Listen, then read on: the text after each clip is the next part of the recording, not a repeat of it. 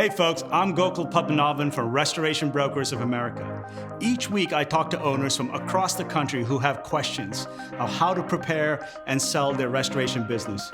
And I bring you those questions and some best practices with over 300 transactions in the restoration space.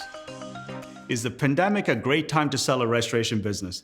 It's probably the most asked question for 2021. So back in March, when the whole COVID situation was kind of taking hold in our country, I was doing what everybody else was doing, I would suspect. We were kind of showing up our bank accounts and preparing for the worst. 12 months later, almost a year later, none of that had really panned out. Okay, and let me give you some statistics on here, right? When you look at the number of buyers last year, we used to get about 45 buyers or so a week calling us about our different engagements. Now we're getting almost 100 buyers calling us. So there's almost been a 100% increase in the number of buyers that are calling about our different listings and our different engagements in the marketplace, right?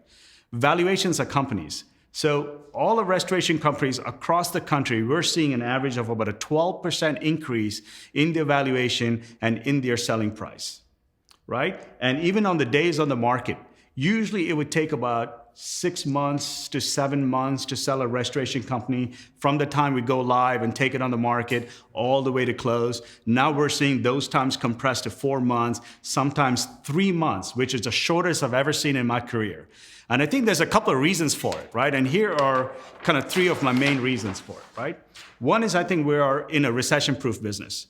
And I think we're very blessed to be in a business that really doesn't or is maybe a little bit insulated from some of the marketplaces and market conditions that are happening. So our company and restoration industry as a whole is shining when things get tough. Second, I think interest rates are low. So when interest rates are low, buyers will always pay a little bit more for your business, right? And third, like I said before, I think there's a lot of executives, a lot of folks that are working for big companies are really examining their life and making lifestyle changes.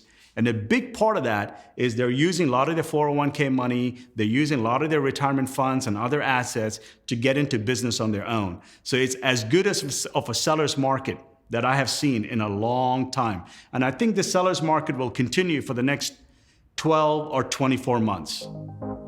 Thanks for watching. Click the link below, check out what we do. I'm happy to connect.